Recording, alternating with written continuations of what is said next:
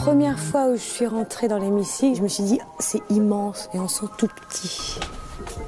C'est pas une chaîne sadomaso, mais il y a certains collègues qui en parlent comme étant une chaîne sadomaso. Pour faire une blague, naturellement. Vous parlez très bien français. Je peux lire bien. Moi, j'ai pas de bureau, je suis SDF au Parlement européen. Je suis un lobbyiste, donc je suis dans les couloirs et je vis dans les couloirs. Je me souviens de ma première fois ici, c'était un vrai cauchemar. Qui n'est pas stressé avant de faire une plénière? Ça va à une vitesse de cinglé, ils ont 1 minute pour refaire le monde. Refaire le monde, ce sera le travail des députés européens qui vont, dans quelques heures, inaugurer une nouvelle session au Parlement de Strasbourg. Karima Delli a choisi le tram pour rejoindre le bâtiment normal. Elle est écolo. Dès que je peux prendre le tramway, je le prends. En plus, on n'a pas de raison de ne pas le prendre parce qu'au Parlement européen, les députés européens ont droit à une carte. Une carte qui leur permet d'avoir les transports publics gratuits. Alors, on n'a pas d'excuse de ne pas les prendre. Voilà. À 31 ans, Karima est la benjamine des eurodéputés français. Elle a été élue en 2009. Alors comme chaque mois, elle va passer 4 jours à Strasbourg, le temps de la session parlementaire. Jean, parka, question fringue, elle a pas trop le style député. Je sais pas, les députés européens, ils sont quoi? Ils sont toujours en tailleur, c'est ça? Souvent, non? Bah souvent, mais c'est pas moi, je vais pas me changer, je vais pas me déguiser. Karima retrouve le bâtiment qu'elle a quitté il y a 3 semaines. Le Parlement ne vit que 4 jours par mois et entre 2 sessions, il est complètement vide. Aujourd'hui, il se prépare à accueillir les députés, leurs assistants, les assistants des assistants, soit 4000 personnes. Et là, c'est le moment des retrouvailles. Bonjour, et vous? Ça va, merci. On vous a pas trop manqué? Non. Quoi? Ah. Bonjour. Bonjour. C'est l'entrée du staff. Normalement, les députés passent de l'autre côté, mais moi, j'aime bien passer ici parce qu'il y a mes copains, les agents. Au Parlement européen, on a ce qu'on appelle des badges.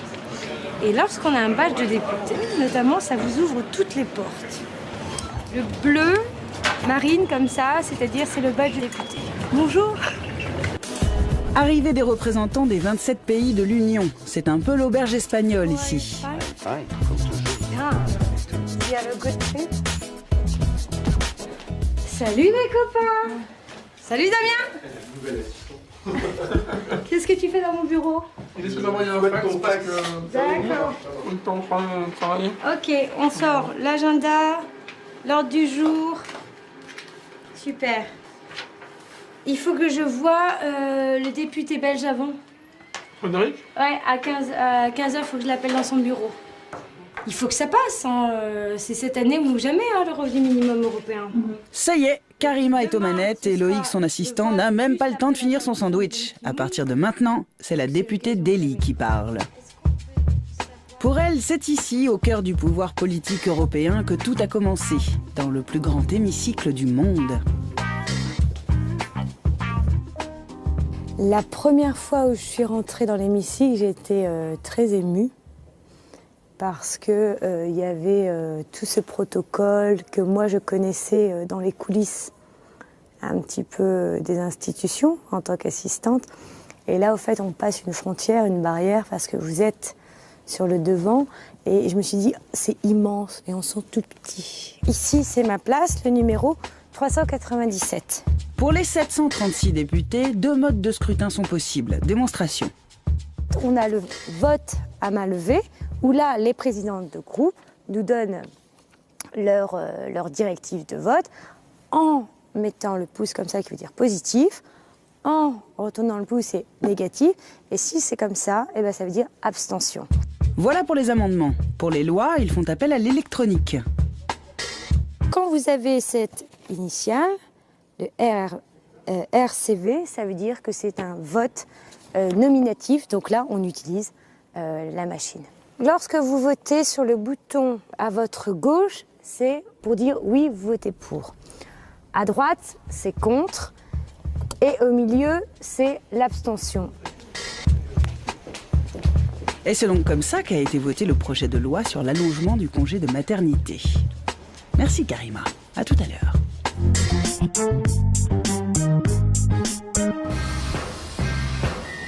Allez, petit cours d'instruction civique. Le siège officiel du Parlement est à Strasbourg, la ville frontière avec l'Allemagne, comme un symbole de paix en Europe. Dans les années 50, 6 pays, dont la France et l'Allemagne, décident de coopérer. L'Europe est en marche. Aujourd'hui, elle compte 27 États membres. Depuis 1965, les députés se partagent entre l'Alsace pour les sessions et Bruxelles, l'autre capitale européenne où ils travaillent en commission. Le Parlement est donc composé de 736 eurodéputés, 72 sont français. Depuis 1979, ils sont élus tous les 5 ans au suffrage universel. On y retrouve Daniel Cohn-Bendit, José Bové, Eva Joly, Jean-Marie Cavada, les Le Pen père et fille, et ils viennent tous chaque mois dans la capitale alsacienne. Mais à quoi sert exactement l'institution? À adopter des lois dans des domaines comme la justice ou la santé pour les 500 millions de citoyens européens.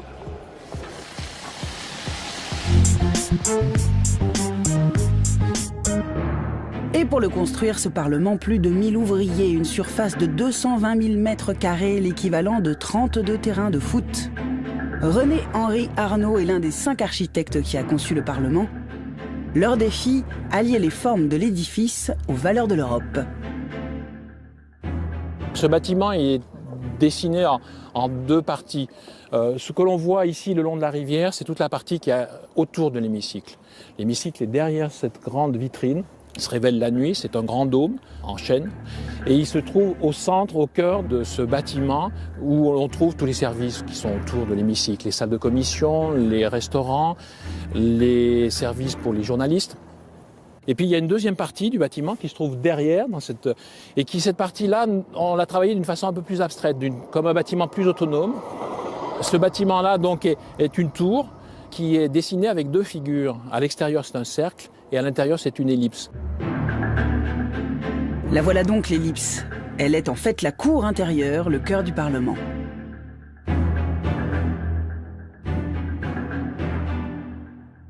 Cette cour a été pensée comme une place publique. C'est un lieu en fait où tout le monde peut venir dans le Parlement. Il est ouvert au public, tout le monde peut y accéder et s'approprier en fait l'institution à travers l'architecture, à travers un espace exceptionnel. Ici, il y a eu des manifestations d'agriculteurs, plus ou moins bon enfant, parfois c'est plus dur, mais donc c'est un lieu en tout cas qui est ouvert à la cité. Le Parlement a été inauguré après 4 années de travaux et il a coûté la bagatelle de 260 millions d'euros.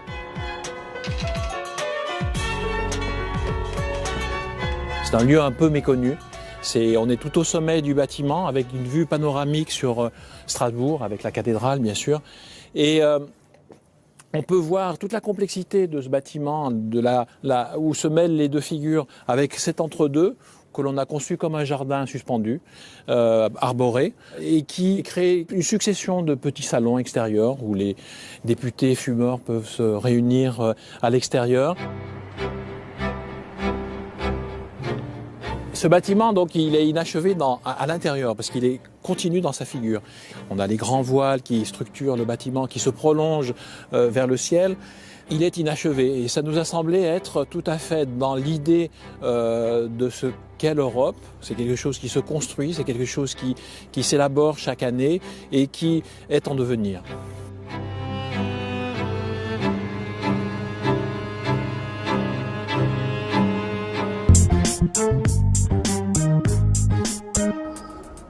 Il est 16h, la session va bientôt commencer, le Parlement se transforme en ruche. Voici Hubert, il est belge. Salut. Il est huissier parlementaire, comme son camarade Roland. Ah, salut Roland. Ils sont 158 à se partager entre Strasbourg et Bruxelles, les 2 sièges des institutions européennes. Ils s'occupent du courrier, ils surveillent les lieux. Ce sont les concierges de luxe des députés. C'est noir ici. Hubert, lui, a 31 ans de Parlement. On est où ici, Hubert? Au vestiaire pour les huissiers, hommes. Actuellement, il faut préciser. Parce que les vestiaires femmes sont à côté. Il faut se changer, quoi. On a un habit de lumière, comme on appelle ça, pour travailler dans l'hémicycle. On n'est pas en uniforme normal, on est en frac. En quoi? En frac. Le frac, vous allez bientôt le voir, un petit peu de patience. D'abord, le striptease.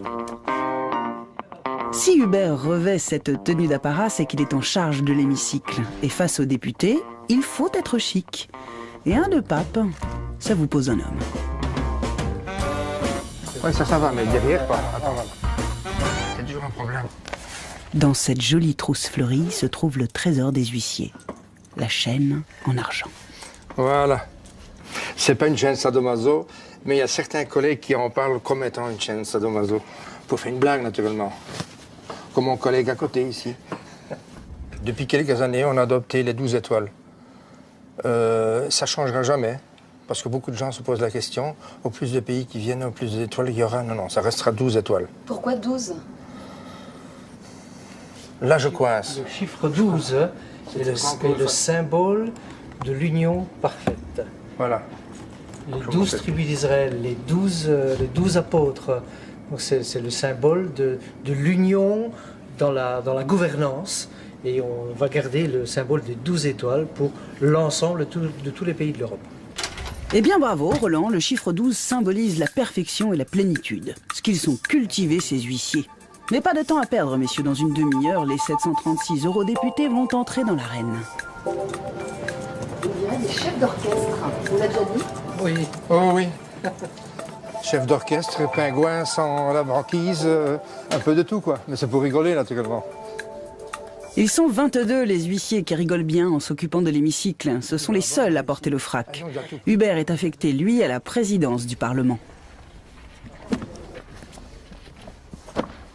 Mais on met les documents pour chaque personne, pour que quand ils ont besoin de quelque chose, ils n'ont qu'à chercher juste au-dessous ou en dessous ce qu'il y a. Donc on a les listes téléphoniques, les photos des commissaires, parce que tout le monde ne les connaît pas, par exemple. Et un président qui a demandé comment il faut prononcer les noms des députés. C'est pas toujours évident, quand c'est polonais ou quoi. Par exemple, la grecque, Madame Giannakou, ça se prononce Ya-ak-ou. Yannakou, en grec. C'est pour après, ça. Lui, c'est Michel Rousseau. 40 ans de maison et un grand privilège. Ah, j'ai de la chance. Parce que je suis le chef huissier du Parlement, voilà. Et c'est toute mon équipe de collègues, là, qui travaillent pour moi. J'ai beaucoup de chance. Qu'est-ce que vous faites, là? Là, je sonne pour le début de la séance. Donc, c'est une fois, 1 minute, que ça sonne électroniquement ici. Et alors, on sonne à -10 et à -3. Les gants blancs, un incontournable quand le président arrive. Mais ce n'est pas tout. Qu'est-ce que vous faites là, tous les 6? Actuellement, on fait l'aide d'honneur pour l'arrivée du président. On fait ça toujours au début quand il y a la présidence de notre président. Donc on fait une petite aide d'honneur. C'est pas très dur à faire, vous savez. On reste 5 minutes au garde à vous. C'est pas très compliqué. Eh oui, des fourmis dans les doigts. C'est ça d'attendre. Mais voici Jerzy Buzek, le président polonais du Parlement. Les écolos sont ponctuels, Denis Le Rouge, José Bové. Et pour Hubert, un repos bien mérité. Mais il devra encore rester 6 heures, jusqu'à la fin de la session.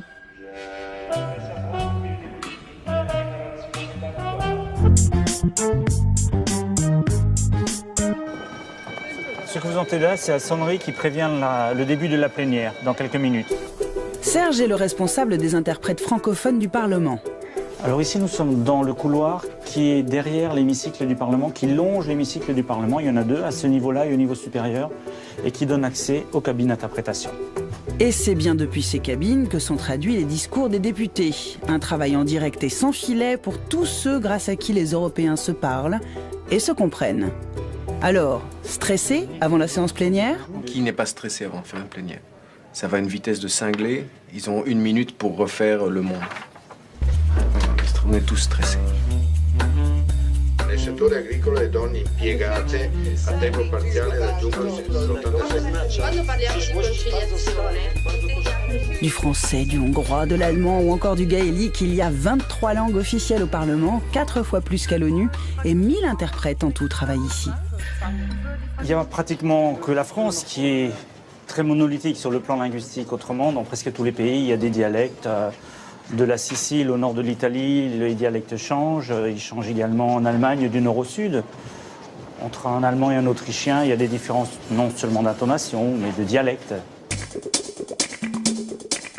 C'est dans ce bureau que les traducteurs préparent les séances, réunions et autres rencontres diplomatiques. Alors, est-ce qu'on parle beaucoup le français à Strasbourg? Depuis le mois de septembre 2009, l'anglais est la langue la plus parlée. avec ensuite l'allemand et le polonais avant le français. Le polonais plus utilisé que le français? Ça dépend de la présence des députés dans l'hémicycle. Donc si les députés polonais viennent plus souvent que les députés français, le polonais sera plus parlé. Peut-être que les députés polonais parlent plus volontiers polonais qu'une autre langue, alors que peut-être qu'il y a des députés français qui vont essayer de s'exprimer en anglais. Mais enfin, c'est bien normal, hein. Jerzy Buzek, le président du Parlement, il est polonais. Là, nous entrons dans la cabine dans laquelle travaille ma collègue Pascal. Pascal parle 5 langues et depuis 25 ans, elle traduit les discours de nos députés. Deuxième tentative d'établir une position du Parlement européen. Lors de certaines déclarations de parlementaires étrangers, il n'y a pas d'interprète direct pour le français. Alors elle fait des interprétations de traduction. Explication. En ce moment, c'est un député polonais qui est en train de parler. La cabine française n'a pas le polonais. Par contre, je vois que la cabine italienne a un petit plus. Ça veut dire que la collègue italienne traduit directement du polonais vers l'italien. Moi, je comprends l'italien. Donc je me branche sur l'interprétation italienne et je traduis la collègue italienne en français. C'est ce qu'on appelle l'interprétation en relais. Et les députés, est-ce qu'ils font des efforts pour parler une autre langue que la leur? Certains députés, bien qu'ayant la possibilité de parler leur langue maternelle, se piquent un petit peu de parler anglais. Ils ont envie de montrer qu'ils sont polyglottes et ça nous ennuie peut-être un petit peu parce qu'on se sent un peu inutile. On est justement là pour leur permettre de parler leur langue maternelle. Et puis leur anglais n'est pas toujours un anglais totalement idiomatique, donc il faut s'adapter. Pour résumer, Pascal, la plupart d'entre eux ne se donnent pas beaucoup de peine. Donc si je traduis, pas d'interprète, pas de Parlement, pas d'Europe.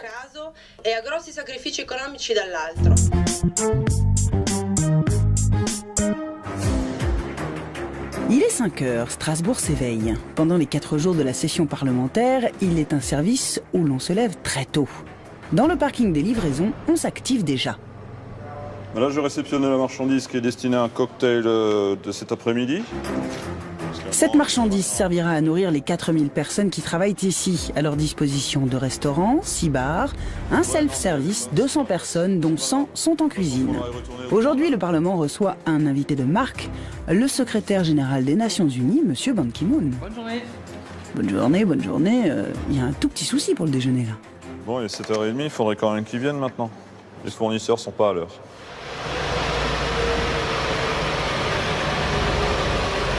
Un peu en retard aujourd'hui, hein? Ouais, comme d'hab, non? Ouais, bah, c'est pas ça, parce que en haut... 6h? Pas sérieux, votre boîte, hein? 15 autres camions sont attendus avec impatience par Eric. Tous les produits ne sont donc pas encore livrés et leur tourne, elle. Les cuisiniers viennent aux nouvelles. Le déjeuner de Ban Ki-moon doit être prêt dans 3 heures.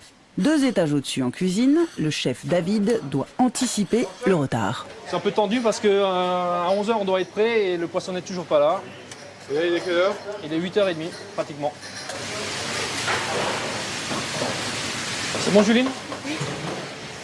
T'en as beaucoup à faire encore? La moitié. Faut se dépêcher un peu parce qu'à 11h il faut que ça soit prêt.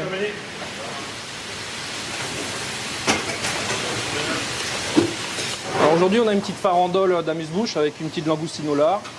On a un petit foie gras poêlé à la fleur de sel et on a une petite briochette champignons des bois. Voilà pour démarrer. À suivre, un filet mignon de veau, une purée de céleri à la truffe et des brochettes de légumes. Bon, le grand jeu, quoi.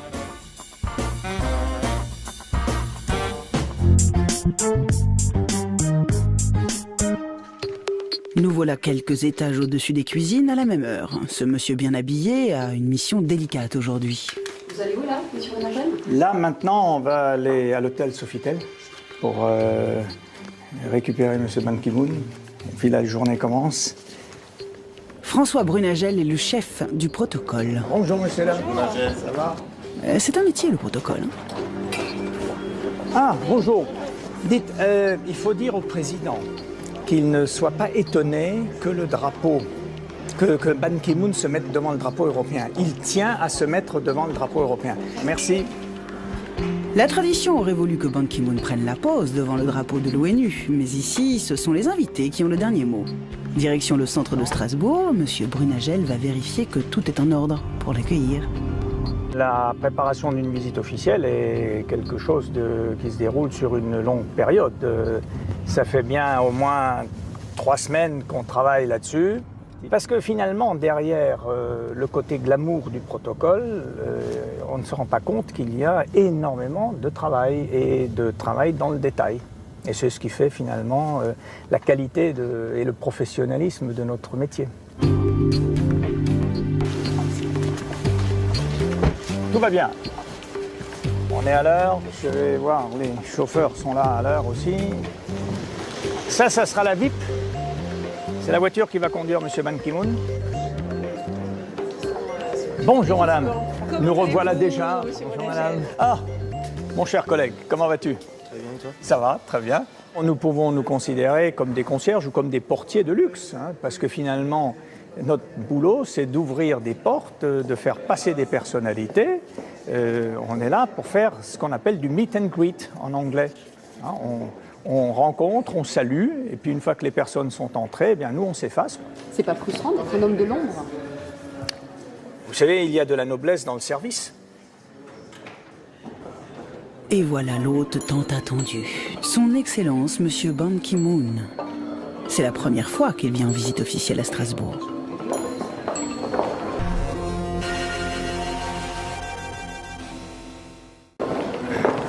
It's a great day for you to go to the European Parliament? Yes, it's a great honor for me to address the European Parliament. Thank you. Bye bye, Ban. On se revoit dans 2 heures. Le temps pour vous d'honorer un rendez-vous diplomatique.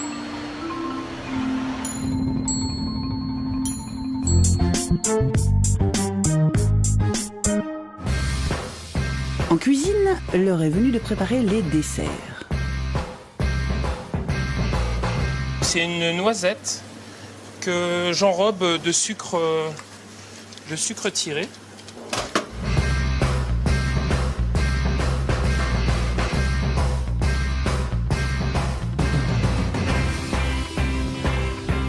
Ici, les employés ne sont pas des pâtissiers comme les autres. Pour seulement 4 jours de travail par mois, le Parlement fait appel à des retraités. Écoutez, moi je vais ici déjà pour la bonne organisation de notre chef. Et il y a de la bonne ambiance ici. Et ça nous fait passer le temps, je dirais. Et puis ça nous évite de voir nos femmes. Ça aussi, ça aussi. Et... Qu'est-ce que vous voulez dire, monsieur? Ça nous évite de voir nos femmes trop longtemps.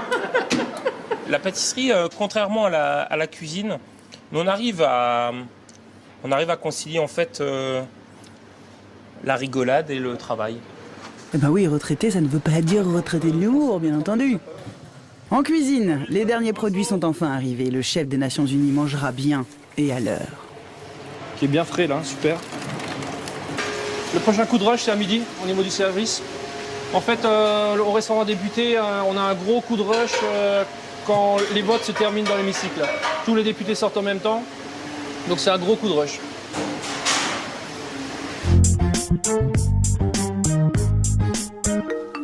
Eh bien, c'est le rush aussi, au service du protocole où l'on règle les derniers détails. Monsieur Brunagel, je pars avec les drapeaux. D'accord, ok. Oui, n'oubliez pas le livre d'or. Damien et Geneviève... Non, pardon.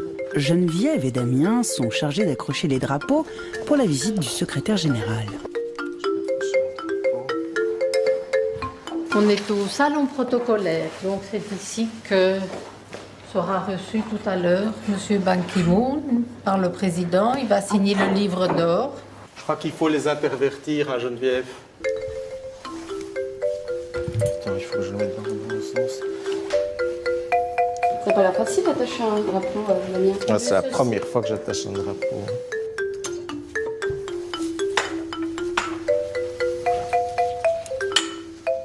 Ce serait grave si vous trompiez de sens des drapeaux? Oh, ça pourrait créer un incident, mais je ne pense pas que c'est vraiment grave.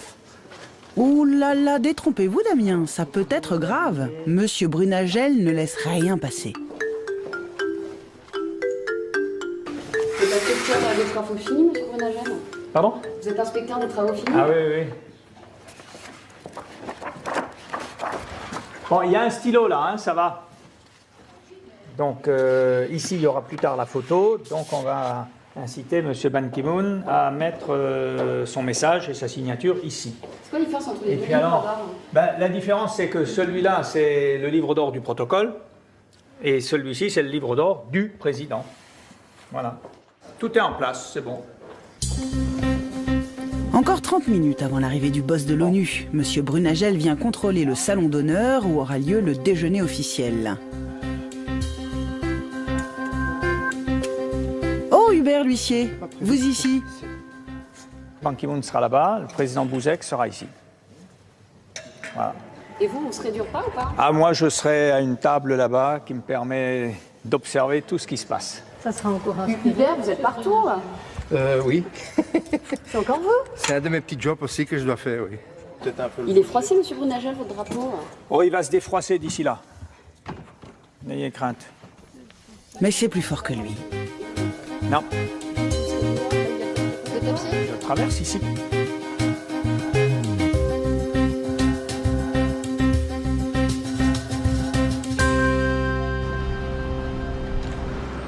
Monsieur Brunagel va enfin serrer la main de son invité avant de le conduire au Parlement. Vous allez le saluer là normalement. Oui, oui, attends ici. Attention à la bienséance. On ne tend pas la main au représentant de l'ONU. C'est à lui de vous la proposer. Secretary General, I'm the head of protocol European Parliament. I'm very honored to accompany you as from now. Le grand moment est arrivé pour M. Brunagel. Ban Ki-moon va fouler le sol du Parlement. Le service du protocole a bien travaillé.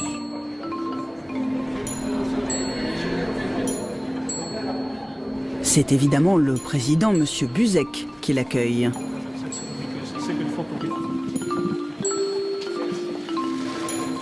Et voilà la fameuse photo devant le drapeau européen.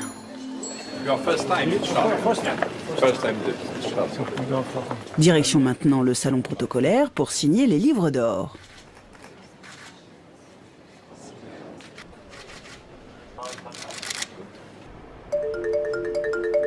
« 4 minutes d'avance sur le planning. Monsieur Brunagel est content. Le secrétaire général est attendu dans l'hémicycle pour un discours sur la pauvreté.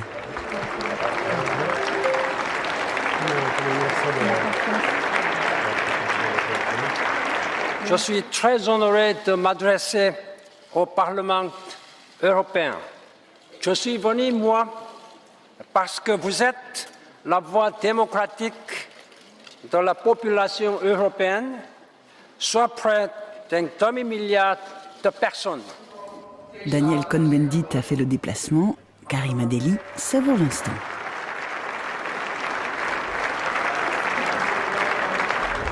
On envoie alors, hein? On se prépare. Ouais, on va envoyer, il s'installe là.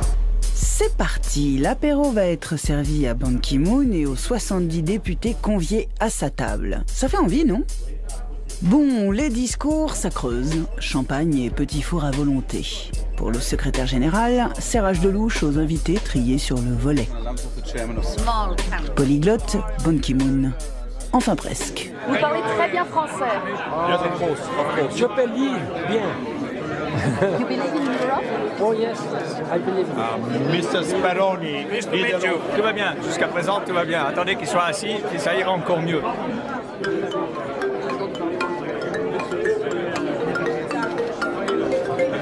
Monsieur le Président est servi.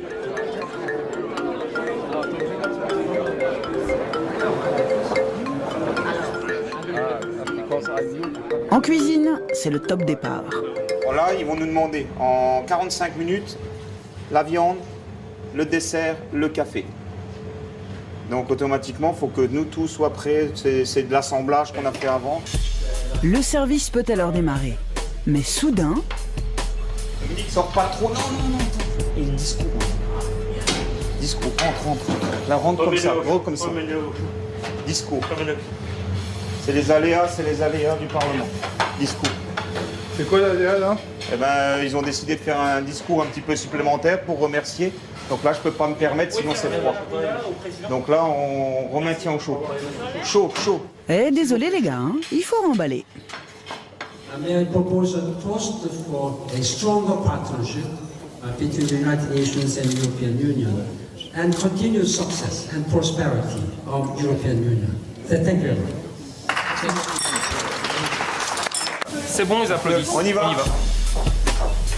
Dominique, laisse-la tirer dans la poêle, Dominique. Allez. Je découpe mignon de veau en médaillon pour le président. Je mets une gifle de parmesan. Je mets le petit jus de veau, tout juste monté au beurre. Je sers une assiette à la table Bruxelles. Allez, on pousse.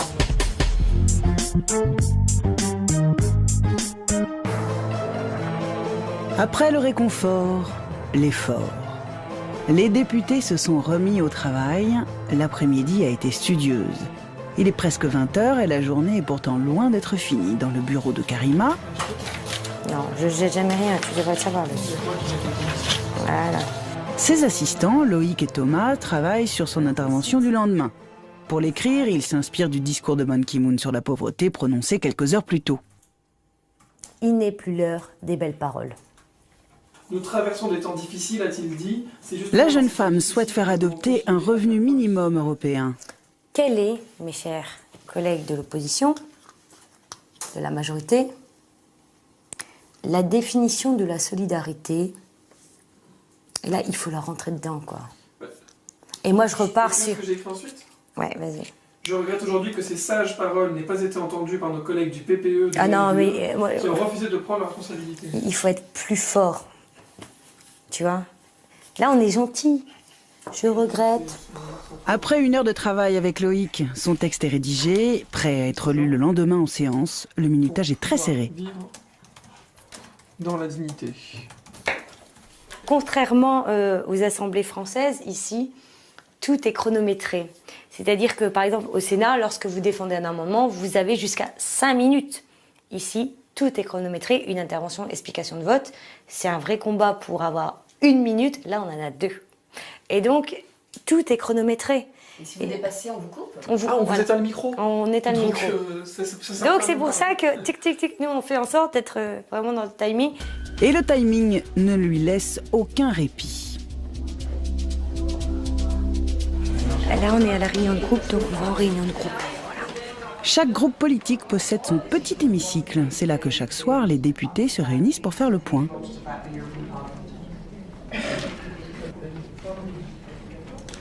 Là, il est 20h39. La réunion dure jusqu'à 21h30. Et puis après, je dois travailler 2-3 textes, vérifier 2-3 mails. Donc, j'irai me coucher. J'irai manger, je pense, vers 23h. Si on trouve le même restaurant qu'hier soir. Voilà. Allez, bon courage, Karima.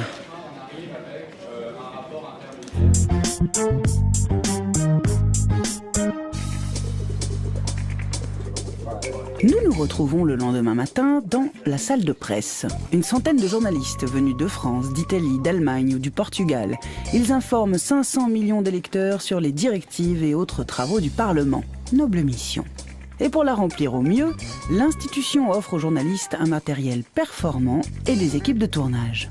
Ray Colgan est le correspondant de la télévision publique irlandaise. Comme tous ses confrères, il partage son temps entre Bruxelles et Strasbourg, où il passe 4 jours par mois.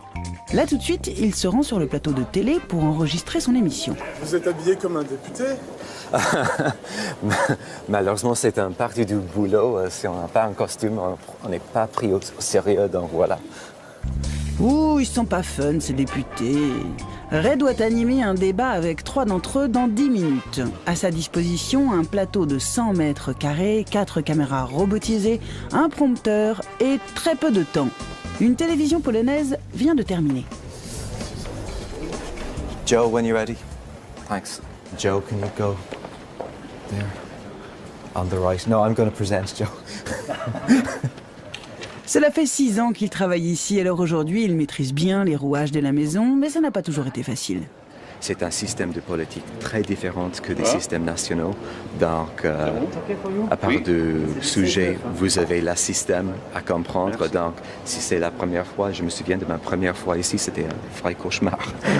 C'est bon, hein, on peut... Attends, je mets un identif, on démarre. À 5, 4, 3... C'est bon. 2...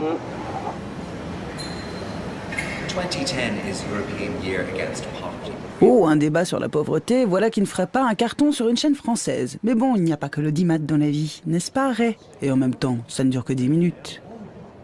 And that's all from the European Parliament for now. Our next till then from Strasbourg. A very good night. Ok, super. Direction la salle de montage. Il doit finir le reportage qu'il a fait hier sur Ban Ki-moon. Bonjour, un peu en retard. Salut, ça va? Pas mal, merci. I urge the Europeans. Le Parlement européen dépense chaque année des millions d'euros pour les journalistes. Est-ce que ça n'est pas un peu trop, ça, Ray? Pour certains journalistes, le Parlement paye le frais de voyage et un petit supplément pour les hôtels. Et tous les moyens techniques sont à notre disposition ici. Mais on travaille ici en toute liberté. Ça pose pas de souci d'indépendance? Pas du tout. Oh, voilà. Hello. Super. Yeah, what time would that be? Brilliant, brilliant stuff. Listen, we'll see you at 12:30 then. Thanks a lot. See you, bye-bye. Okay. Ray vient d'apprendre qu'il doit interviewer Catherine Ashton, la chef de la diplomatie européenne. C'est une vraie aubaine. Mais c'est dans 20 minutes. Et il n'a pas d'équipe de télévision. Il doit donc trouver un caméraman du Parlement en toute urgence. Vous allez trouver, là, vous êtes pas en train de vous dire, je vais pas avoir de caméra. Bah non, ça va marcher. C'est absolument obligatoire. Et après quelques pérégrinations, il apprend qu'une caméra doit arriver quelques étages plus haut. Ouf! Enfin, c'est ce qu'il croit. Ok, il sera ici en 5 minutes, l'équipe. There's nobody. There's absolutely no crews around at all. I think I've just seen him. Bye, bye, bye. Fausse joie, Ray. C'est pour les Espagnols, cette équipe. D'accord. D'accord, merci, c'est gentil. Vous n'avez toujours pas trouvé de caméra, là? Vous n'avez toujours pas trouvé de caméra? Pas encore. Oui, mais Ray, là, il vous reste 1 minute. Non. Yeah, okay. I'll be there in a minute. Alors, Ray? On a trouvé une solution. Ma collègue portugaise qui a bloqué la caméra n'est pas là, mais l'équipe est là en train de faire pas grand-chose, donc ils vont faire l'entretien, donc nous avons un résultat. Bravo, Ray. Ne vous inquiétez pas, sinon vous aurez prêté la nôtre. That's probably quite enough. Thanks a lot.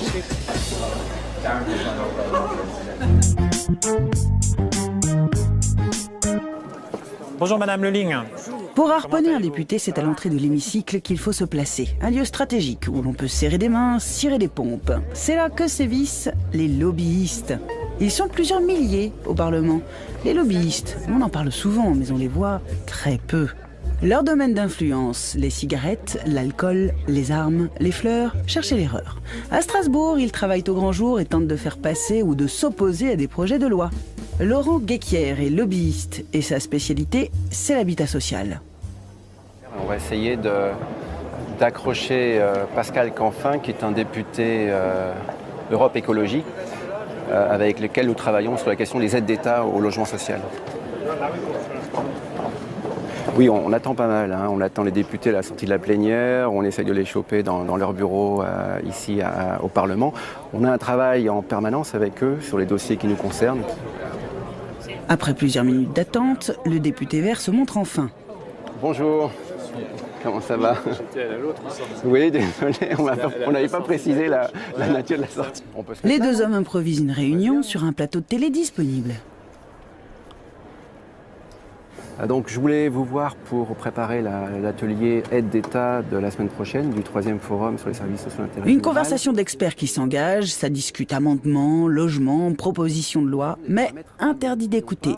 Le lobbyiste est secret. Donc je pense que c'est logique, en tant que député européen, d'écouter les acteurs qui sont des acteurs qui représentent des intérêts. Moi, j'ai totalement conscience que Laurent Guéquière représente un intérêt. Je l'écoute, je l'entends, et après, j'adhère ou pas en fonction de mes choix politiques. Non, on a une fonction pédagogique. Enfin, un lobbyiste, c'est pas quelqu'un qui va imposer par la force, par le nombre de mails qu'il envoie chaque jour, sa position. Il doit d'abord être en capacité de résumer ses argumentaires qui sont parfois très complexes et très techniques, de les limiter à 2-3 argumentaires et d'essayer de les vendre, mais de façon la plus, je dirais, pédagogique possible pour convaincre l'interlocuteur.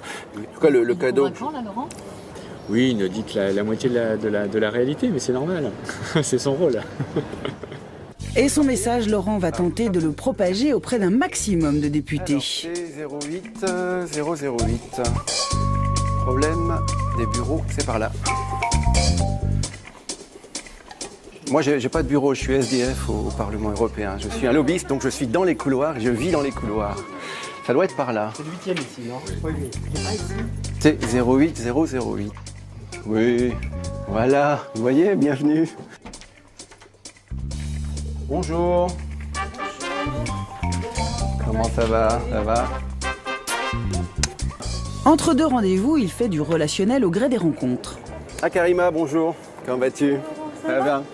Je tenais à te remercier pour ta venue au congrès de Strasbourg. Hein. Tu as vraiment fait un tabac en plénière, tout le monde m'en parle.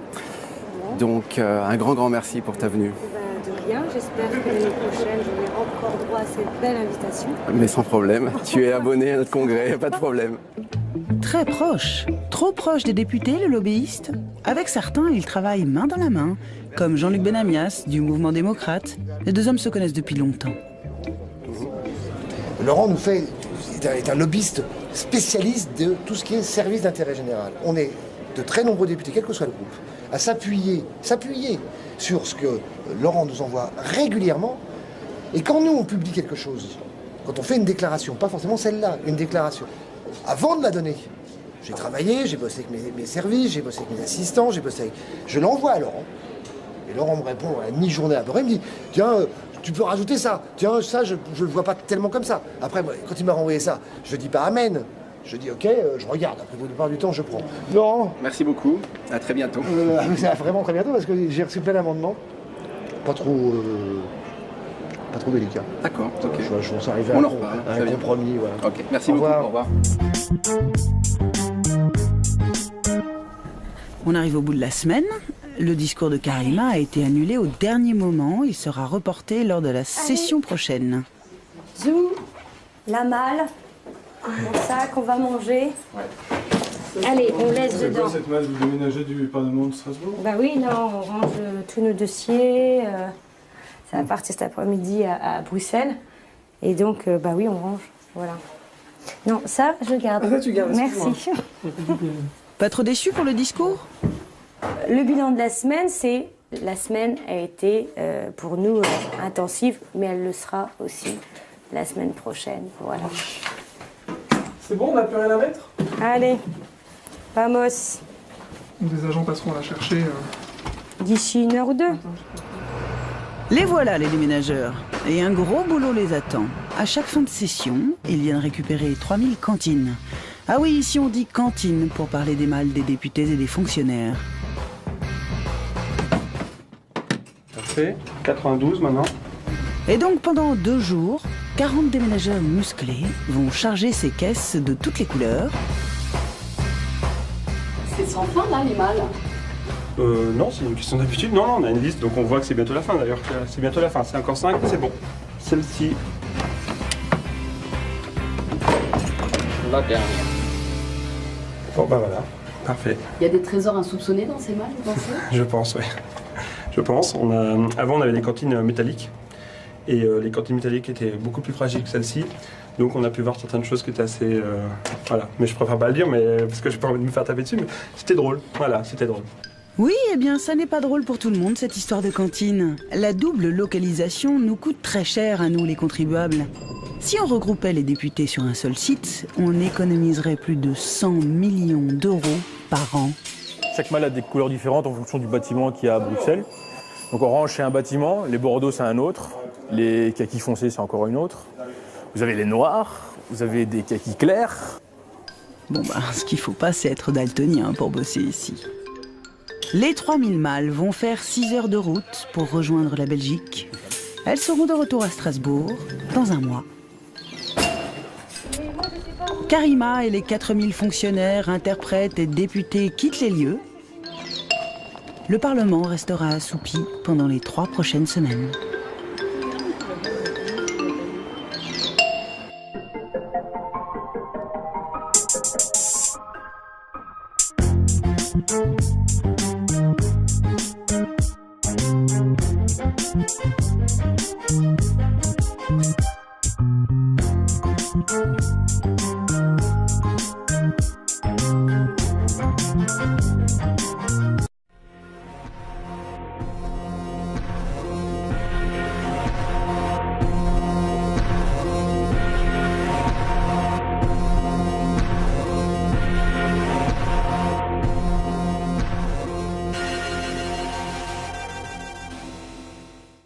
c'est le moment des retrouvailles. Bonjour, et vous? Ça va, merci. On vous a pas trop manqué? Non. Quoi? Ah. Bonjour. Bonjour. C'est l'entrée du staff. Normalement, les députés passent de l'autre côté, mais moi j'aime bien passer ici parce qu'il y a mes copains les agents. Au Parlement européen, on a ce qu'on appelle des badges. Et lorsqu'on a un badge de député, notamment, ça vous ouvre toutes les portes. Le bleu, marine comme ça, c'est-à-dire c'est le badge de député. Bonjour. Arrivée des représentants des 27 pays de l'Union. C'est un peu l'auberge espagnole ici. Bien. Salut les copains. Salut Damien. Qu'est-ce que tu fais dans mon bureau? Il est envoyé un contact. D'accord. Le temps de travailler. Ok, on sort l'agenda, l'ordre du jour. Super. Il faut que je voie le député belge avant. Frédéric? Ouais, à 15h, il faut que je l'appelle dans son bureau. Il faut que ça passe, hein. C'est cette année ou jamais, hein, le revenu minimum européen. Ça y est, Karima est aux manettes et Loïc, son assistant, n'a même pas le temps de finir son sandwich. À partir de maintenant, c'est la députée. Ma première fois ici, c'était un vrai cauchemar. Qui n'est pas stressé avant de faire une plénière? Ça va à une vitesse de cinglé. Ils ont 1 minute pour refaire le monde. Refaire le monde, ce sera le travail des députés européens qui vont, dans quelques heures, inaugurer une nouvelle session au Parlement de Strasbourg. Karima Deli a choisi le tram pour rejoindre le bâtiment normal. Elle est écolo. Dès que je peux prendre le tramway, je le prends. En plus, on n'a pas de raison de ne pas le prendre parce qu'au Parlement européen, les députés européens ont droit à une carte. Une carte qui leur permet d'avoir les transports publics gratuits. Alors, on n'a pas d'excuse de ne pas les prendre. Voilà. À 31 ans, Karima est la benjamine des eurodéputés français. Elle a été élue en 2009. Alors comme chaque mois, elle va passer 4 jours à Strasbourg, le temps de la session parlementaire. Jean, parka, question fringue, elle n'a pas trop le style député. Je sais pas, les députés européens, ils sont quoi? Ils sont toujours en tailleur, c'est ça? Souvent, non? Bah souvent, mais c'est pas moi, je vais pas me changer, je vais pas me déguiser. Karima retrouve le bâtiment qu'elle a quitté il y a 3 semaines. Le Parlement ne vit que 4 jours par mois et entre 2 sessions, il est complètement vide. Aujourd'hui, il se prépare à accueillir les députés, leurs assistants, les assistants des assistants, soit 4000 personnes. Et là,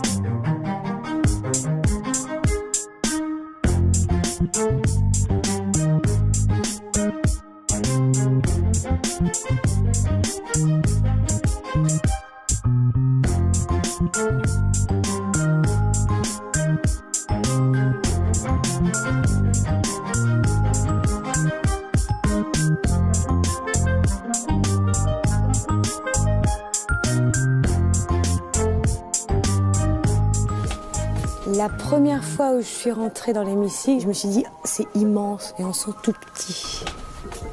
C'est pas une chaîne sadomaso, mais il y a certains collègues qui en parlent comme étant une chaîne sadomaso. Pour faire une blague, naturellement. Vous parlez très bien français. Je peux lire bien. Moi, j'ai pas de bureau, je suis SDF au Parlement européen. Je suis un lobbyiste, donc je suis dans les couloirs et je vis dans les couloirs.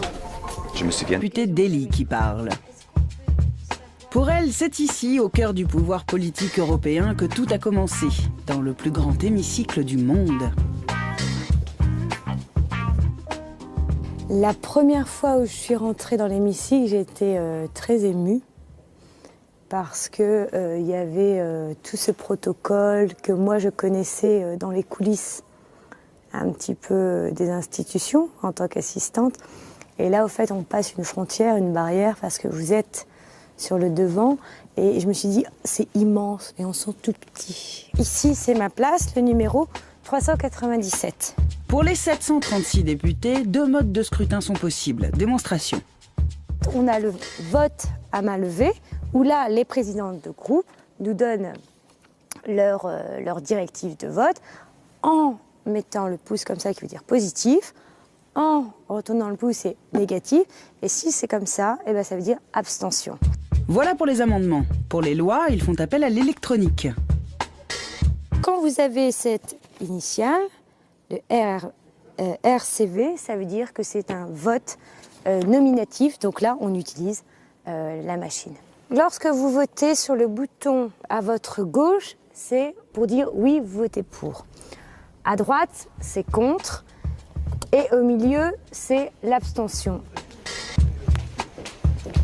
Et c'est donc comme ça qu'a été voté le projet de loi sur l'allongement du congé de maternité.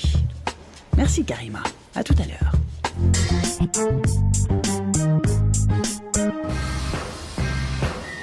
Allez, petit cours d'instruction civique. Le siège officiel du Parlement est à Strasbourg, la ville frontière avec l'Allemagne, comme un symbole de paix en Europe. Dans les années 50, 6 pays, dont la France et l'Allemagne, décident de coopérer. L'Europe est en marche. Aujourd'hui, elle compte 27 États membres. Depuis 1965, les députés se partagent entre l'Alsace pour les sessions et Bruxelles, l'autre capitale européenne où ils travaillent en commission. Le Parlement est donc composé de 736 eurodéputés, 72 sont français. Depuis 1979, ils sont élus tous les 5 ans au suffrage universel.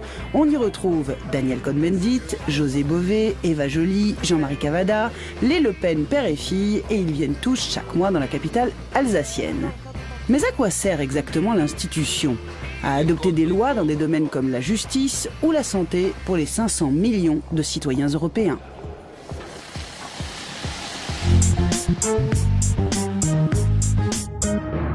Et pour le construire, conversation d'experts qui s'engagent, ça discute amendements, logements, propositions de loi, mais interdit d'écouter. Le lobbyiste est secret. Donc je pense que c'est logique, en tant que député européen, d'écouter les acteurs qui sont des acteurs qui représentent des intérêts. Moi, j'ai totalement conscience que Laurent Guéquer représente un intérêt. Je l'écoute, je l'entends, et après, j'adhère ou pas en fonction de mes choix politiques. Non, on a une fonction pédagogique. Enfin, un lobbyiste, c'est pas quelqu'un qui va imposer par la force, par le nombre de mails qu'il envoie chaque jour, sa position. Il doit d'abord être en capacité de résumer ses argumentaires qui sont parfois très complexes et très techniques, de les limiter à 2-3 argumentaires et d'essayer de les vendre, mais de façon la plus, je dirais, pédagogique possible pour convaincre l'interlocuteur. En tout cas, le cadeau... Là, Laurent ? Oui, il ne dit que la moitié de la réalité, mais c'est normal. C'est son rôle. Et son message, Laurent va tenter de le propager auprès d'un maximum de députés. Alors, c'est 008. Problème des bureaux, c'est par là. Moi, j'ai pas de bureau, je suis SDF au Parlement européen. Je suis un lobbyiste, donc je suis dans les couloirs, je vis dans les couloirs. Ça doit être par là. C'est le 8e ici, non? Oui. C'est 08008. Oui, voilà, vous voyez, bienvenue. Bonjour. Comment ça va? Ça va? Entre deux rendez-vous, il fait du relationnel au gré des rencontres. Ah Karima, bonjour. Comment vas-tu? Ça va bien? Je tenais à te remercier pour ta venue au congrès de Strasbourg. Tu as vraiment fait un tabac en plénière, tout le monde m'en parle. Donc un grand merci pour ta venue. De rien, j'espère que l'année prochaine j'aurai encore droit à cette belle invitation. Mais sans problème, tu es abonné à notre congrès, pas de problème. Très proche, trop proche des députés, le lobbyiste. Avec certains, il travaille main dans la main, comme Jean-Luc Benamias du mouvement démocrate. Les deux hommes se connaissent depuis longtemps. Laurent est un lobbyiste spécialiste de tout ce qui est service d'intérêt général. On est de très nombreux députés, quel que soit le groupe, à s'appuyer sur ce que Laurent nous envoie régulièrement. Et quand nous, on publie quelque chose, quand on fait une déclaration, pas forcément celle-là, une déclaration, avant de la donner, j'ai travaillé, j'ai bossé avec mes services, j'ai bossé avec mes assistants, je l'envoie à Laurent. Et Laurent me répond à une journée après, il me dit « Tiens, tu peux rajouter ça. Tiens, ça, je ne le vois pas tellement comme ça. » Après, quand il m'a renvoyé ça, je dis pas « Amen ». Je dis « Ok, je regarde. Après, la plupart du temps, je prends. » Laurent. Merci beaucoup. À très bientôt. Vraiment très bientôt, parce que j'ai reçu plein d'amendements. Pas trop délicat. D'accord, ok. Je pense arriver à un compromis. Voilà. Ok, merci beaucoup. Au revoir. On arrive au bout de la semaine. Le discours de Karima a été annulé au dernier moment. Il sera Beaucoup de gens se posent la question, au plus de pays qui viennent, au plus d'étoiles il y aura. Non, ça restera 12 étoiles. Pourquoi 12? Là, je coince. Le chiffre 12 est le symbole de l'union parfaite. Voilà. Les 12 tribus d'Israël, les 12 apôtres, c'est le symbole de l'union dans la gouvernance. Et on va garder le symbole des 12 étoiles pour l'ensemble de tous les pays de l'Europe. Eh bien bravo Roland, le chiffre 12 symbolise la perfection et la plénitude. Ce qu'ils sont cultivés, ces huissiers. Mais pas de temps à perdre, messieurs. Dans une demi-heure, les 736 eurodéputés vont entrer dans l'arène. Il y a des chefs d'orchestre, on l'a déjà dit? Oui. Oh oui. Chef d'orchestre, pingouin sans la banquise, un peu de tout quoi. Mais c'est pour rigoler naturellement. Ils sont 22 les huissiers qui rigolent bien en s'occupant de l'hémicycle. Ce sont les seuls à porter le frac. Hubert est affecté, lui, à la présidence du Parlement. Mais on met les documents pour chaque personne, pour que quand ils ont besoin de quelque chose, ils n'ont qu'à chercher juste au-dessous ou en dessous ce qu'il y a. Donc on a les listes téléphoniques, les photos des commissaires, parce que tout le monde ne les connaît pas, par exemple. Et un président qui a demandé comment il faut prononcer les noms des députés. C'est pas toujours évident quand c'est polonais ou quoi. Par exemple, la grecque, Madame Giannakou, ça se prononce Ya-ak-ou. Yannakou, en grec. C'est pour après, ça. Lui, c'est Michel Rousseau. 40 ans de maison et un grand privilège. Ah, j'ai de la chance. Parce que je suis le chef huissier du Parlement, voilà. Et c'est toute mon équipe de collègues, là, qui travaillent pour moi. J'ai beaucoup de chance. Qu'est-ce que vous faites, là? Là, je sonne pour le début de la séance. Donc, c'est une fois, 1 minute, que ça sonne électroniquement ici. Et alors, on sonne à -10 et à -3. Les gants blancs, un incontournable quand le président arrive. Mais ce n'est pas tout. Qu'est-ce que vous faites là, tous les 6? Actuellement, on fait la haie d'honneur pour l'arrivée du président. On fait ça toujours au début quand il y a la présidence de notre président. Donc on fait une petite haie d'honneur. C'est pas très dur à faire, vous savez. On reste 5 minutes au garde à vous. C'est pas très compliqué. Eh oui, des fourmis dans les doigts. C'est ça d'attendre. Mais voici Jerzy Buzek, le président polonais du Parlement.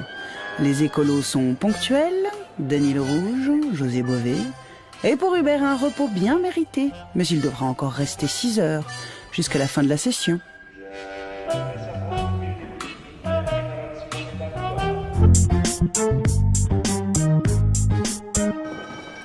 Ce que vous entendez là, c'est... Et ça nous ennuie peut-être un petit peu parce qu'on se sent un peu inutile. On est justement là pour leur permettre de parler leur langue maternelle. Et puis leur anglais n'est pas toujours un anglais totalement idiomatique, donc il faut s'adapter. Pour résumer, Pascal, la plupart d'entre eux ne se donnent pas beaucoup de peine. Donc si je traduis, pas d'interprète, pas de parlement, pas d'Europe.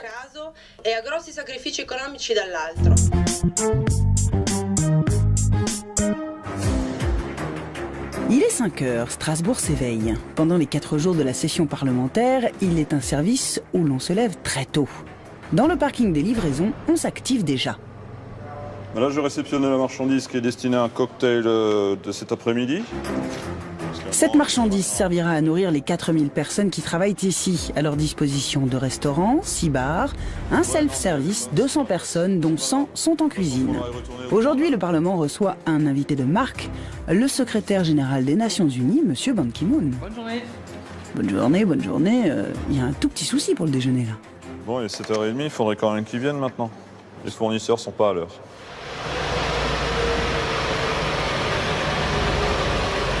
Un peu en retard aujourd'hui, hein? Ouais, comme d'hab, non? Ouais, bah, c'est pas ça, parce que en haut... 6h? Pas sérieux, votre boîte, hein? 15 autres camions sont attendus avec impatience par Eric. Tous les produits ne sont donc pas encore livrés et leur tourne, elle. Les cuisiniers viennent aux nouvelles. Le déjeuner de Ban Ki-moon doit être prêt dans 3 heures. 2 étages au-dessus en cuisine, le chef David doit anticiper le retard. C'est un peu tendu parce qu'à 11h on doit être prêt et le poisson n'est toujours pas là.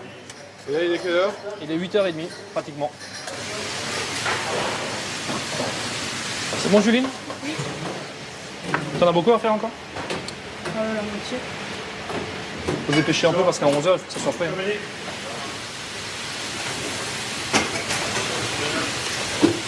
Alors aujourd'hui, on a une petite farandole d'amuse-bouche avec une petite langoustine au lard. On a un petit foie gras poêlé à la fleur de sel et on a une petite briochette champignons des bois. Voilà pour démarrer. À suivre, un filet mignon de veau, une purée de céleri à la truffe et des brochettes de légumes. Bon, le grand jeu, quoi.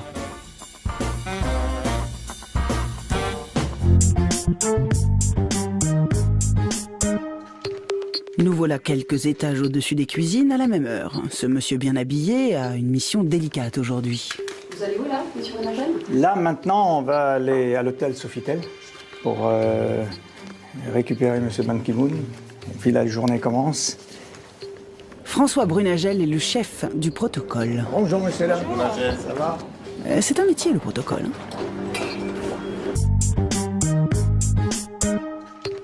Nous voilà quelques étages au-dessus des cuisines à la même heure. Ce monsieur bien habillé a une mission délicate aujourd'hui. Vous allez où là, monsieur Renagel? Là, maintenant, on va aller à l'hôtel Sofitel pour récupérer monsieur Ban Ki-moon. Et puis là, la journée commence. François Brunagel est le chef du protocole. Bonjour, monsieur Brunagel, ça va? C'est un métier, le protocole. Ah, bonjour. Dites, il faut dire au président qu'il ne soit pas étonné que le drapeau, que Ban Ki-moon se mette devant le drapeau européen. Il tient à se mettre devant le drapeau européen. Merci. La tradition aurait voulu que Ban Ki-moon prenne la pose devant le drapeau de l'ONU, mais ici, ce sont les invités qui ont le dernier mot. Direction le centre de Strasbourg, monsieur Brunagel va vérifier que tout est en ordre pour l'accueillir. La préparation d'une visite officielle est quelque chose qui se déroule sur une longue période. Ça fait bien au moins 3 semaines qu'on travaille là-dessus. Parce que finalement, derrière le côté glamour du protocole, on ne se rend pas compte qu'il y a énormément de travail, et de travail dans le détail. Et c'est ce qui fait finalement la qualité et le professionnalisme de notre métier. Tout va bien. On est à l'heure. Je vais voir, les chauffeurs sont là à l'heure aussi. Ça sera la VIP. C'est la voiture qui va conduire monsieur Ban Ki-moon. Bonjour madame. Nous revoilà déjà. Bonjour madame. Ah, mon cher collègue, comment vas-tu? Très bien, toi? Ça va, très bien. Nous pouvons nous considérer comme des concierges ou comme des portiers de luxe, hein, parce que finalement, notre boulot, c'est d'ouvrir des portes, de faire passer des personnalités. On est là pour faire ce qu'on appelle du meet and greet en anglais. Hein, on rencontre, on salue, et puis une fois que les personnes sont entrées, eh bien nous, on s'efface. C'est pas frustrant d'être un homme de l'ombre? Vous savez, il y a de la noblesse dans le service. Et voilà l'hôte tant attendu. Son Excellence, monsieur Ban Ki-moon. C'est la première fois qu'il vient en visite officielle à Strasbourg.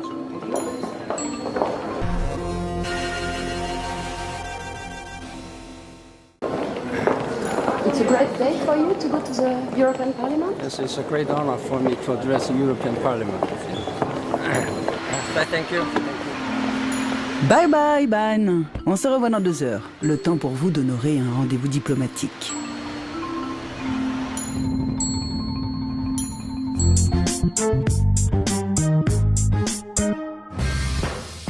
En cuisine, l'heure est venue de préparer les desserts. C'est une noisette. Ce que vous entendez là, c'est la sonnerie qui prévient le début de la plénière, dans quelques minutes. Serge est le responsable des interprètes francophones du Parlement. Alors ici, nous sommes dans le couloir qui est derrière l'hémicycle du Parlement, qui longe l'hémicycle du Parlement. Il y en a 2, à ce niveau-là et au niveau supérieur, et qui donne accès aux cabines d'interprétation.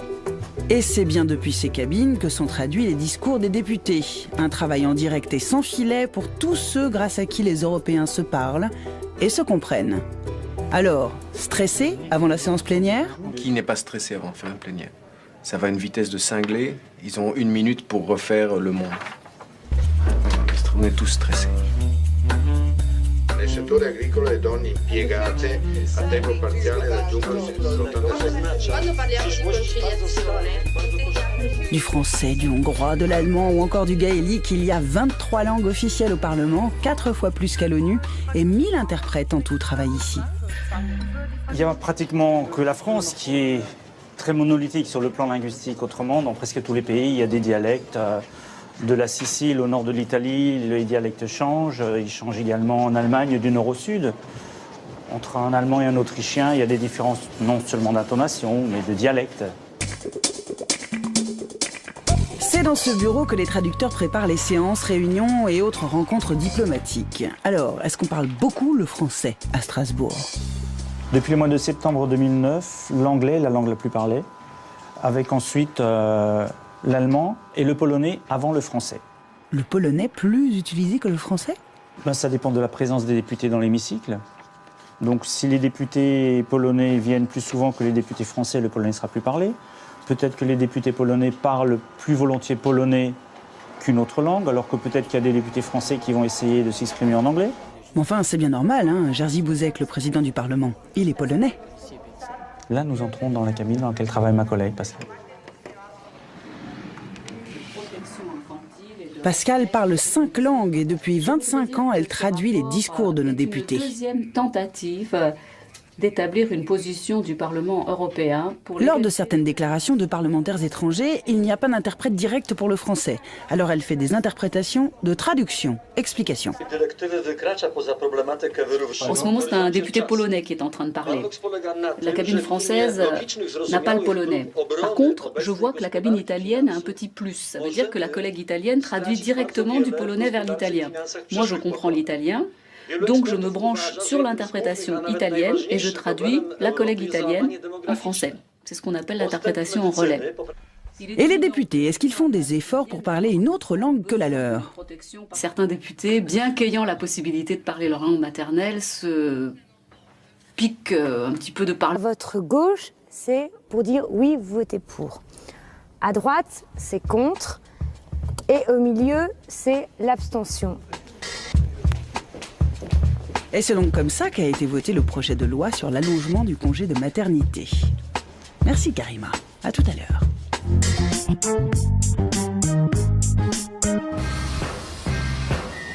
Allez, petit cours d'instruction civique. Le siège officiel du Parlement est à Strasbourg, la ville frontière avec l'Allemagne, comme un symbole de paix en Europe. Dans les années 50, 6 pays, dont la France et l'Allemagne, décident de coopérer. L'Europe est en marche. Aujourd'hui, elle compte 27 États membres. Depuis 1965, les députés se partagent entre l'Alsace pour les sessions et Bruxelles, l'autre capitale européenne où ils travaillent en commission. Le Parlement est donc composé de 736 eurodéputés, 72 sont français. Depuis 1979, ils sont élus tous les 5 ans au suffrage universel. On y retrouve Daniel Cohn-Bendit, José Bové, Eva Joly, Jean-Marie Cavada, les Le Pen père et fille, et ils viennent tous chaque mois dans la capitale alsacienne. Mais à quoi sert exactement l'institution? À adopter des lois dans des domaines comme la justice ou la santé pour les 500 millions de citoyens européens.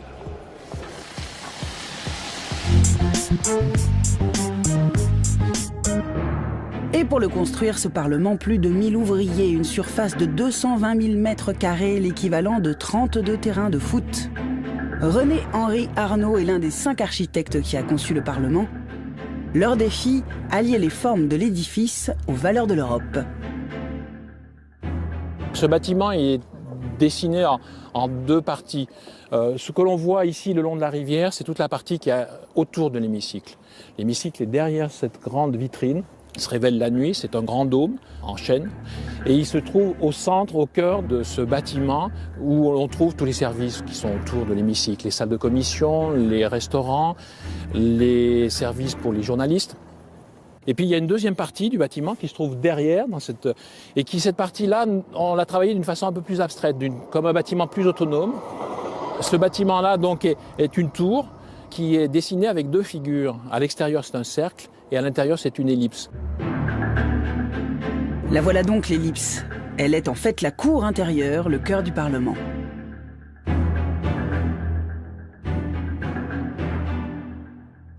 Cette cour a été pensée comme une place publique. C'est un lieu, en fait, où tout le monde peut venir dans le Parlement.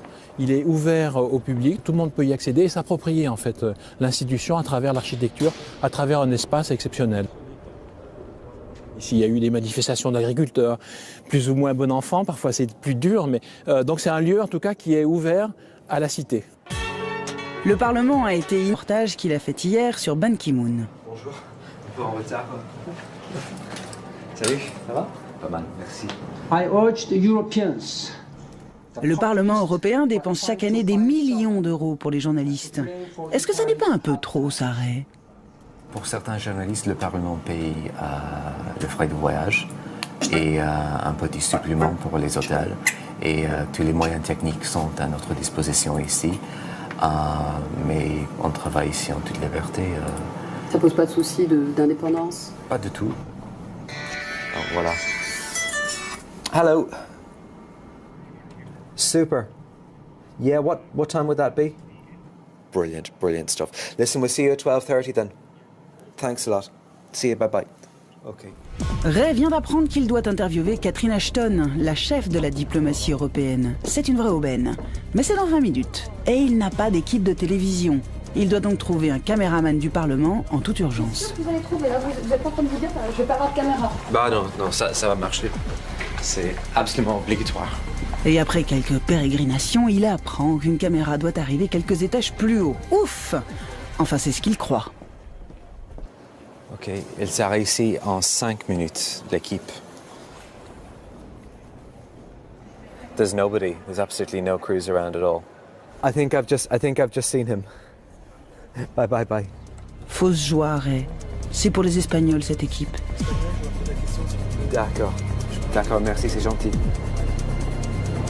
Vous n'avez toujours pas trouvé de caméra, là?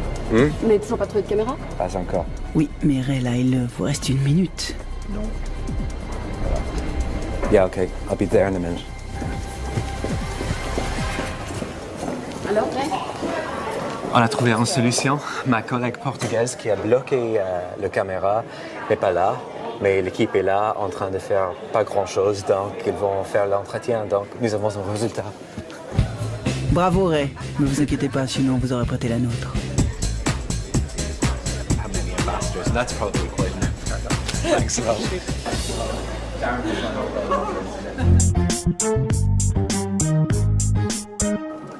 Bonjour Madame Lulling. Pour harponner un député, c'est à l'entrée de l'hémicycle qu'il faut se placer. Un lieu stratégique où l'on peut serrer des mains, cirer des pompes. C'est là que sévissent les lobbyistes. Ils sont plusieurs milliers au Parlement. Les lobbyistes, on en parle souvent, mais on les voit très peu. Leur domaine d'influence, les cigarettes, l'alcool, les armes, les fleurs, cherchez l'erreur. À Strasbourg, ils travaillent au grand jour et tentent de faire passer ou de s'opposer à des projets de loi. Laurent Guéquier est lobbyiste et sa spécialité, c'est l'habitat social. On va essayer d'accrocher Pascal Canfin qui est un... Heureusement, c'est un parti du boulot. Si on n'a pas un costume, on n'est pas pris au sérieux, donc voilà. Ouh, ils sont pas fun, ces députés. Ray doit animer un débat avec 3 d'entre eux dans 10 minutes. À sa disposition, un plateau de 100 mètres carrés, 4 caméras robotisées, un prompteur et très peu de temps. Une télévision polonaise vient de terminer. Joe, when you're ready. Thanks. Joe, can you go there? On the right. No, I'm going to present, Joe. Cela fait 6 ans qu'il travaille ici, alors aujourd'hui il maîtrise bien les rouages de la maison, mais ça n'a pas toujours été facile. C'est un système de politique très différent que des systèmes nationaux. Donc, à part de sujets, vous avez le système à comprendre. Donc, si c'est la première fois, je me souviens de ma première fois ici, c'était un vrai cauchemar. C'est bon, hein, on peut... Attends, je mets un identif, on démarre. À 5, 4, 3... C'est bon. 2010 is European Year Against Poverty. Oh, un débat sur la pauvreté, voilà qui ne ferait pas un carton sur une chaîne française. Mais bon, il n'y a pas que l'audimat dans la vie, n'est-ce pas, Ray? Et en même temps, ça ne dure que 10 minutes. And that's all from the European Parliament for now. Our next till then from Strasbourg. A very good night. Ok, super. Direction la salle de montage. Il doit finir le reportage qu'il a fait hier sur Ban Ki-moon. Bonjour, un peu en retard. Salut, ça va? Pas mal, merci. I urge the Europeans. Le Parlement européen dépense chaque année des millions d'euros pour les journalistes. Est-ce que ça n'est pas un peu trop, Sareh? Pour certains journalistes, le Parlement paye le frais de voyage et un petit supplément pour les hôtels. Et tous les moyens techniques sont à notre disposition ici. Mais on travaille ici en toute liberté. Ça pose pas de souci d'indépendance? Pas du tout. Alors, voilà. Hello. Super. Yeah, what time would that be? Brilliant, brilliant stuff. Listen, we'll see you at 12:30 then. Thanks a lot. See you, bye-bye. Okay. Ray vient d'apprendre qu'il doit interviewer Catherine Ashton, la chef de la diplomatie européenne. C'est une vraie aubaine. Mais c'est dans 20 minutes. Et il n'a pas d'équipe de télévision.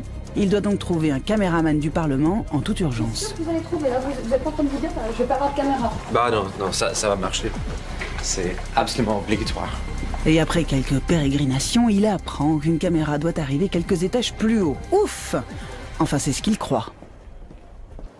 Ok, il sera ici en 5 minutes, l'équipe. There's nobody. There's absolutely no crews around at all. I think I've just seen him. Bye, bye, bye. Fausse joie, Ray. C'est...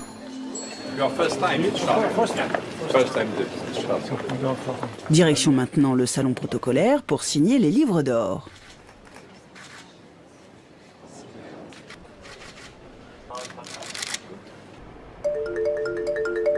« 4 minutes d'avance sur le planning. Monsieur Brunagel est content. Le secrétaire général est attendu dans l'hémicycle pour un discours sur la pauvreté.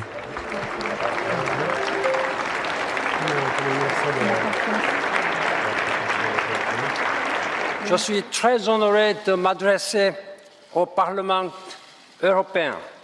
Je suis venu, moi, parce que vous êtes la voix démocratique de la population européenne, soit près d'un demi-milliard de personnes.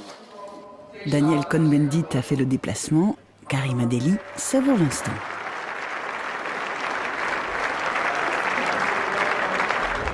On envoie alors, hein? On se prépare. Ouais, on va envoyer, il s'installe là. C'est parti. L'apéro va être servi à Ban Ki-moon et aux 70 députés conviés à sa table. Ça fait envie, non? Bon, les discours, ça creuse. Champagne et petit four à volonté. Pour le secrétaire général, serrage de louche aux invités triés sur le volet. Polyglotte, Ban Ki-moon. Enfin presque. Vous parlez très bien français. Je peux lire bien. You believe in Europe? Oh yes, I believe in Mr. Speroni. Tout va bien. Jusqu'à présent, tout va bien. Attendez qu'il soit assis et ça ira encore mieux.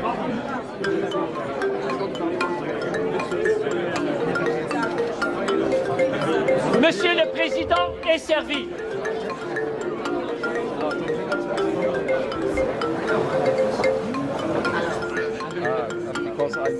En cuisine, c'est le top départ. Voilà, ils vont nous demander en 45 minutes la viande, le dessert, le café. Donc automatiquement, il faut que nous tous soient prêts. C'est de l'assemblage qu'on a fait avant. Le service peut alors démarrer. Mais soudain... Dominique, sort pas trop. Non. Et le discours. Discours, entre. La rentre comme ça, gros comme ça. Discours. C'est les aléas du Parlement. Discours. C'est quoi l'aléa là? Eh ben, ils ont décidé de faire un discours un petit peu supplémentaire pour remercier. Donc là, je peux pas me permettre, sinon c'est froid. Donc là, on remaintient au chaud. Chaud. Eh, désolé les gars, hein, il faut remballer. I propose a toast for a stronger partnership between the United Nations and the European Union and continued success and prosperity of the European Union. Thank you very much. C'est bon, ils applaudissent. C'est comme ça, et ben ça veut dire abstention. Voilà pour les amendements. Pour les lois, ils font appel à l'électronique. Quand vous avez cette initiale, le RCV, ça veut dire que c'est un vote nominatif. Donc là, on utilise la machine. Lorsque vous votez sur le bouton à votre gauche, c'est pour dire oui, vous votez pour. À droite, c'est contre. Et au milieu, c'est l'abstention.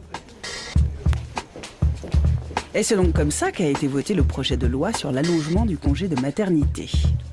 Merci Karima, à tout à l'heure.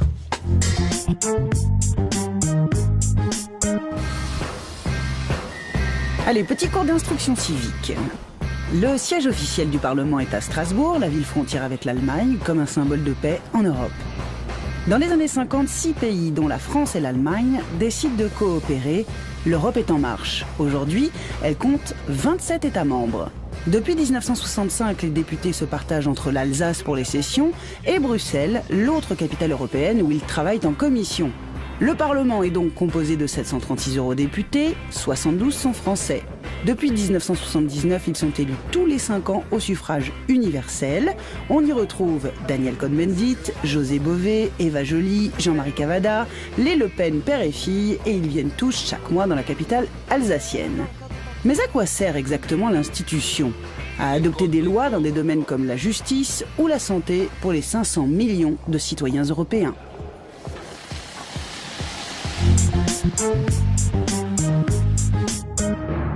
Et pour le construire, ce Parlement, plus de 1000 ouvriers, une surface de 220 000 mètres carrés, l'équivalent de 32 terrains de foot. René-Henri Arnaud est l'un des 5 architectes qui a conçu le Parlement. Leur défi, allier les formes de l'édifice aux valeurs de l'Europe. Ce bâtiment est dessiné en 2 parties. Ce que l'on voit ici le long de la rivière, c'est toute la partie qui est autour de l'hémicycle. L'hémicycle est derrière cette grande vitrine.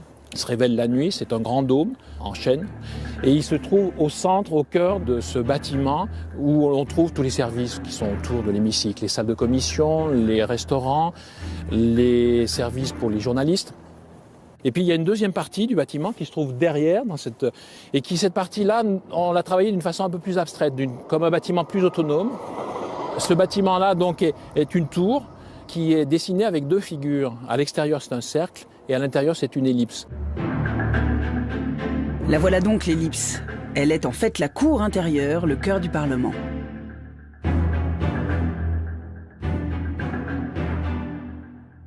Cette cour a été pensée comme une place publique. C'est un lieu en fait où tout... Beaucoup de chance. Qu'est-ce que vous faites là ? Là, je sonne pour le début de la séance. Donc c'est une fois, 1 minute que ça sonne électroniquement ici. Et alors, on sonne à -10 et à -3. Les gants blancs, un incontournable quand le président arrive. Mais ce n'est pas tout. Qu'est-ce que vous faites là tous les 6 ? Actuellement, on fait la haie d'honneur pour l'arrivée du président. On fait ça toujours au début quand il y a la présidence de notre président. Donc on fait une petite haie d'honneur. C'est pas très dur à faire, vous savez. On reste 5 minutes au garde à vous. C'est pas très compliqué. Eh oui, des fourmis dans les doigts. C'est ça d'attendre. Mais voici Jerzy Buzek, le président polonais du Parlement. Les écolos sont ponctuels, Denis Le Rouge, José Bové. Et pour Hubert, un repos bien mérité. Mais il devra encore rester 6 heures, jusqu'à la fin de la session.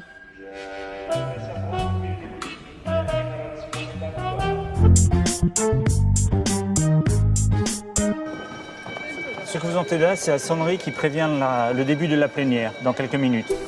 Serge est le responsable des interprètes francophones du Parlement. Alors ici, nous sommes dans le couloir qui est derrière l'hémicycle du Parlement, qui longe l'hémicycle du Parlement. Il y en a 2, à ce niveau-là et au niveau supérieur, et qui donne accès aux cabines d'interprétation. Et c'est bien depuis ces cabines que sont traduits les discours des députés.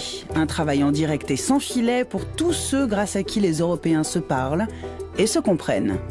Alors, stressé avant la séance plénière ? Qui n'est pas stressé avant de faire une plénière ? Ça va à une vitesse de cinglé. Ils ont 1 minute pour refaire le monde. On est tous stressés.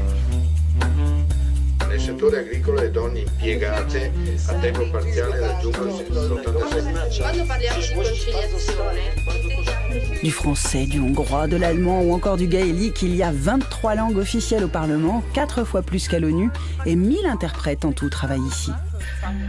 Il n'y a pratiquement que la France qui est très monolithique sur le plan linguistique. Autrement, dans presque tous les pays, il y a des dialectes. De la Sicile au nord de l'Italie, les dialectes changent. Ils changent également en Allemagne du nord au sud. Entre un Allemand et un Autrichien, il y a des différences non seulement d'intonation, mais de dialecte. C'est dans ce bureau que les traducteurs préparent les séances, réunions et autres rencontres diplomatiques. Alors, est-ce qu'on parle beaucoup le français à Strasbourg? Depuis le mois de septembre 2009, l'anglais est la langue la plus parlée, avec ensuite l'allemand et le polonais avant le français. Le polonais plus utilisé que le français? Ça dépend de la présence des députés dans l'hémicycle. Donc si les députés polonais viennent plus souvent que les députés français, le polonais sera plus parlé.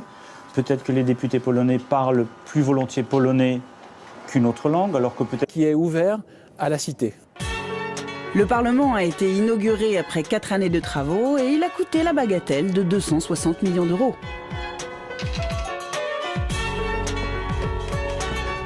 C'est un lieu un peu méconnu.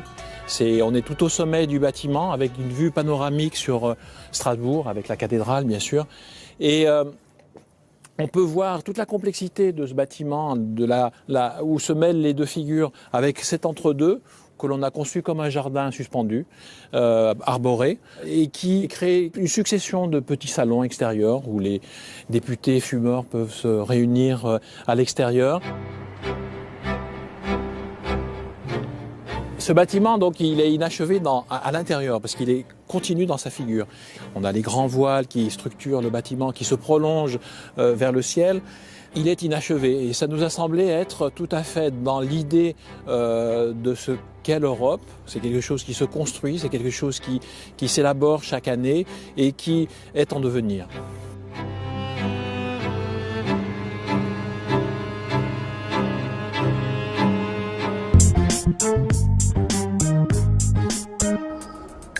Il est 16h, la session va bientôt commencer, le Parlement se transforme en ruche. Voici Hubert, il est belge. Salut. Il est huissier parlementaire, comme son camarade Roland. Ah, salut Roland. Ils sont 158 à se partager entre Strasbourg et Bruxelles, les deux sièges des institutions européennes. Ils s'occupent du courrier, ils surveillent les lieux. Ce sont les concierges de luxe des députés. C'est le noir ici. Hubert, lui, a 31 ans de parlement. On est où ici, Hubert? Au vestiaire pour les huissiers, hommes. Actuellement, il faut préciser. Parce que les vestiaires femmes sont à côté. Il faut se changer, quoi. On a un habit de lumière, comme on appelle ça, pour travailler dans l'hémicycle. On n'est pas en uniforme normal, on est en frac. En quoi? En frac. Le frac, vous allez bientôt le voir, un petit peu de patience. D'abord, le striptease. Si Hubert revêt cette tenue d'apparat, c'est qu'il est en charge de l'hémicycle. Et face aux députés, il faut être chic. Et un de pape, ça vous pose un homme. Oui, ça va, mais derrière, pas. Attends, c'est toujours un problème.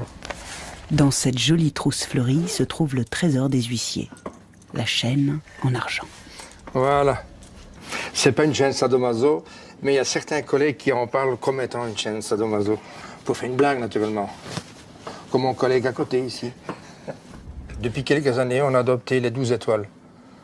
Ça changera jamais, parce que beaucoup de gens se posent la question, au plus de pays qui viennent, au plus d'étoiles il y aura. Non, ça